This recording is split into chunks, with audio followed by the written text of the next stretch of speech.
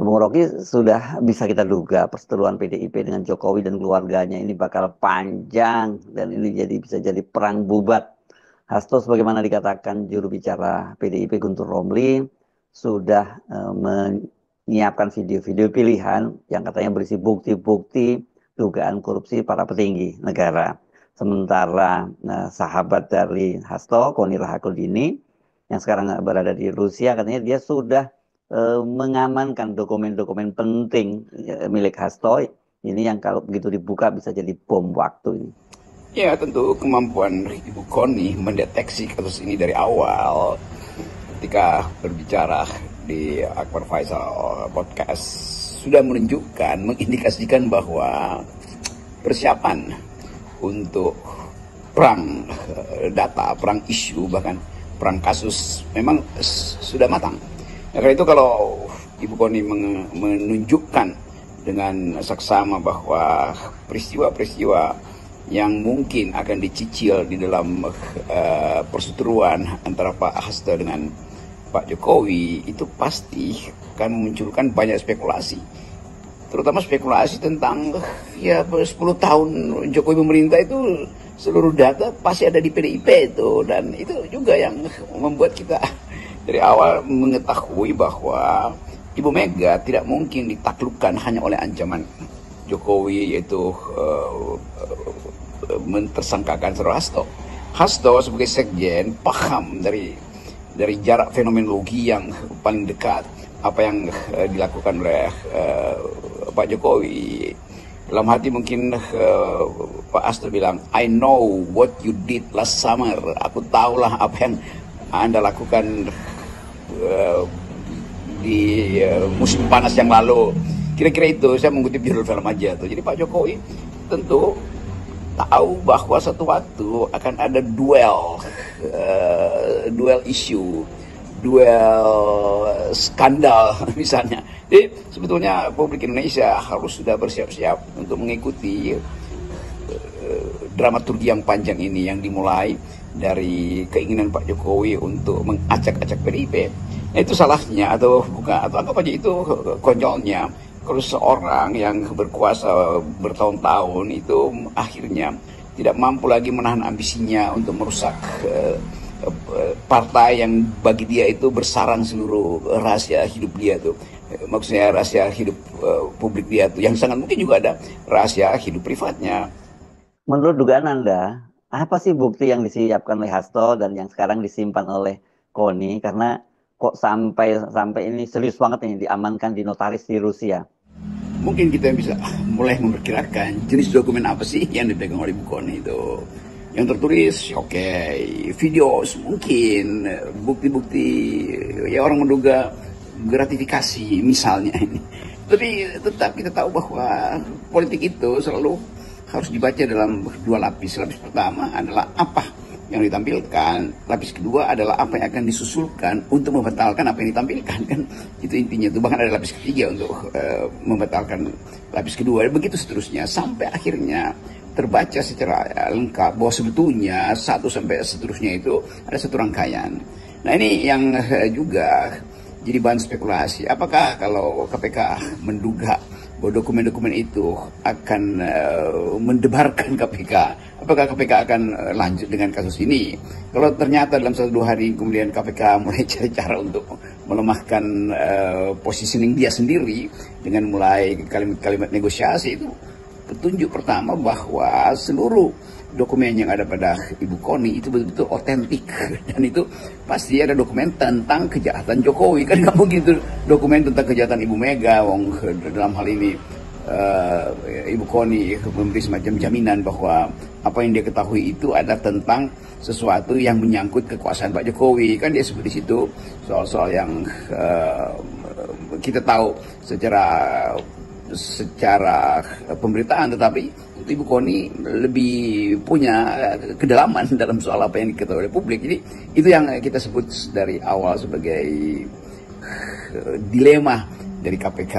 Nah, kalau dia mau terusin, maka konsekuensinya KPK mungkin harus panggil anak-anak presiden itu yang diindikasikan oleh Ibu Mega, atau mungkin juga Ibu Iriana mungkin akan jadi dipanggil KPK bila ada dokumen yang menyangkut keluarga presiden. Kan semua itu indikasi yang menunjukkan bahwa memang bukti-bukti itu tidak sekedar bukti yang akan disodorkan oleh KPK, tapi bukti yang bahkan bisa disodorkan oleh pihak ketiga tuh, dalam hal ini adalah Ibu Koni. Hasto ini tampaknya sudah siap banget menghadapi perang panjang. Nah, karena Hasto tampaknya bukan hanya menyiapkan data korupsi Jokowi dan keluarganya, tapi juga skandal-skandal yang oleh Guntur Romli disebutkan akan mengubah peta penanganan korupsi, tapi juga publik opini. Selalu kita mampu untuk mengintip dalam peristiwa korupsi, selalu ada dimensi skandal di situ, dan session tentang isu itu yang ditunggu publik, karena Pak Hasto dengan tenang mengatakan bahwa dia mampu atau dengan tegak lurus sebagai muridnya Bung Karno itu bahkan tidak ada gentar sekalipun kalau itu menyangkut keadilan, menyangkut martabat bangsa, menyangkut kejujuran di dalam politik. Jadi kelihatannya atau bahkan bisa dipastikan bahwa Pak Hasto tentu siap dengan perang panjang ini, dan perang apa aja ya, itu bukan sekedar perang hukum, bukan sekedar perang politik, tapi dimensi-dimensi lain yang sifatnya skandalus itu, hal yang selalu ada di dalam setiap peristiwa politik itu. Nah, itu saya kira yang dimaksudkan oleh Ibu Koni, bahwa data-data itu toh sudah diamankan, dan karena itu nggak perlu takut tuh bahwa itu akan dihilangkan sebagai barang bukti itu, atau sebagai petunjuk-petunjuk yang memungkinkan KPK itu mengerti bahwa ini peristiwa ini itu sebetulnya di belakang peristiwa hukum ada peristiwa politik, di belakang peristiwa politik ada sesuatu yang rahasia tuh. Ya, itu kenikmatan kita menonton dramaturgi dari peristiwa Harun Masiku ini.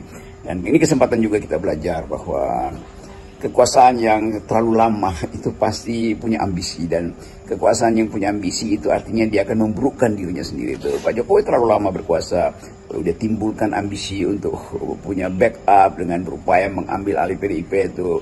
Pak Jokowi tetap punya banyak masalah yang mungkin sekali jadi pertimbangan dia, sehingga dia menginginkan supaya politik masih bisa dia kendalikan. Kan itu juga petunjuk terbalik bahwa kalau ada orang ingin mengendalikan sesuatu itu artinya dia tidak ingin rahasianya dibongkar oleh orang lain, karena itu dia mesti ambil alih kan kekuasaan itu. Apalagi dalam soal politik yang selalu banyak skandal maksudnya kemampuan kita untuk membaca politik harus juga didampingi oleh kemampuan kita membaca yang terselubungnya, biasa disebut sebagai skandal. Jadi sekarang ini kita tinggal menunggu kapan video-video itu dirilis ke publik. Dan mungkin nanti kalau diperlukan atau dianggap nggak cukup, ya ini dokumen yang di Koni ini juga akan diledakkan atau mungkin ditampilkan di pengadilan.